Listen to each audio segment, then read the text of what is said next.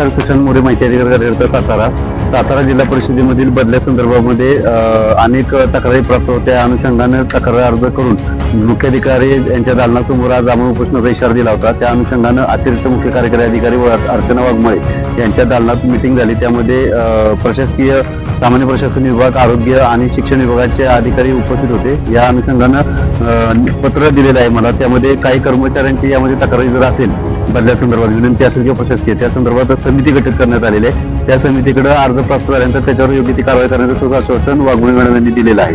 त्याचबरोबर शिक्षण विभागामधील जे 46 शिक्षक होते ज्यांनी घटस्फोटित आहे असं दाखले नोंद करून बदल्या करून घेतलेले आहेत, त्याच्यावरती कारवाई करण्याचं सुरू आहे. यामध्ये कारवाईचं सूत्र असं सुरू केलेलं आहे की ज्या शिक्षकांनी अशा बदल्या करण्याकामी घटस्फोटाचा दाखला घेतलेला आहे त्या शिक्षकांच्या सर्व्हिस बुकला नोंद करण्याच्या आधीच मुख्य कार्यकारी अधिकारी जिल्हा परिषद यांनी दिलेलं आहे. त्यामुळे आजचं हे आंदोलन तात्पुरतं आम्ही स्थगित केलेलं आहे. एकंदरीत किती आहेत? 46 कर्मचारी आहेत, शिक्षक आहेत असं समजते सध्याला. अजून त्यांची छाननी सुरू आहे तालुका पातळीवरती ज्या राहत सापडल्यास त्याच्यावरही कारवाई होईल. तसेच शिक्षकांच्या बदल्या प्रकरणात जे वर घातल्या बदल्या आहेत त्याच्यामध्ये सुद्धा काही छेडछाड झालेली आहे. असे जर सापडले तरी त्यांच्यावरती कारवाई करण्याचं आश्वासन दिलेलं आहे. त्यावेळेस मुजर मॅडम शिक्षणाधिकारी उपस्थित